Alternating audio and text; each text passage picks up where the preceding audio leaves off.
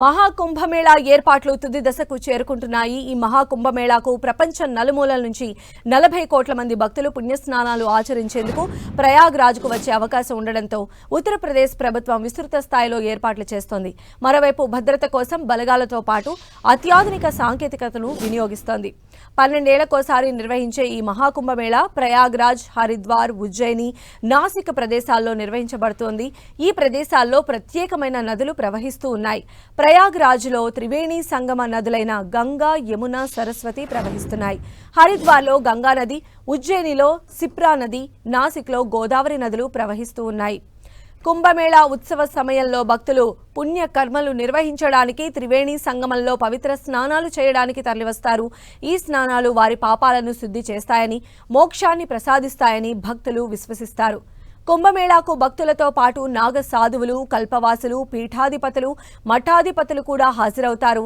ఇవి తాము అనుసరిస్తున్న ఆధ్యాత్మిక పద్ధతులను ప్రచారం చేయడానికి, ఇతరులకు ఆధ్యాత్మిక మార్గదర్శకత్వం ఇవ్వటానికి ఈ ఉత్సవాన్ని ఉపయోగిస్తారు. ఈసారి జనవరి 13వ తేదీన పుష్యమాస పౌర్ణమి రోజు ప్రారంభమయ్యే కుంభమేళా 45 రోజుల పాటు జరుగుతుంది. ఇది ఫిబ్రవరి 26న మహాశివరాత్రి వేడుకతో ముగుస్తుంది. ఈ సమయంలో భక్తులు, సాధువులు, మఠాధిపతులు, ఇతర ఆధ్యాత్మిక నాయకులు ఈ ప్రత్యేక కార్యక్రమంలో పాల్గొనబోతున్నారు. ఇక ఈ మహాకుంభమేళాలో పాల్గొనే భక్తులకు అన్ని వస్తువులు ఏర్పాట్లు చేస్తున్నారు. విద్యుత్, నీటి, బస్, టెంట్ వంటి వస్తువులు ఏర్పాటు చేస్తున్నారు. 1.6 లక్షల టెంట్లు, అలాగే 3,308 ప్లాటూన్లు, 67,000 LED లైట్లు, పారిశుద్ధ్య చర్యలు, 50,000 మంది పోలీసుల బందోబస్తు, అండర్ వాటర్ డ్రోన్ల ద్వారా నిఘా కూడా ఏర్పాటు చేస్తోంది ఉత్తరప్రదేశ్ ప్రభుత్వం.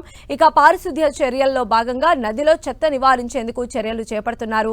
గంగా, యమున నదుల పరిశుభ్రత కోసం 1.5 లక్షల మరుగుదొడ్లు ఏర్పాటు చేస్తోంది ప్రభుత్వం.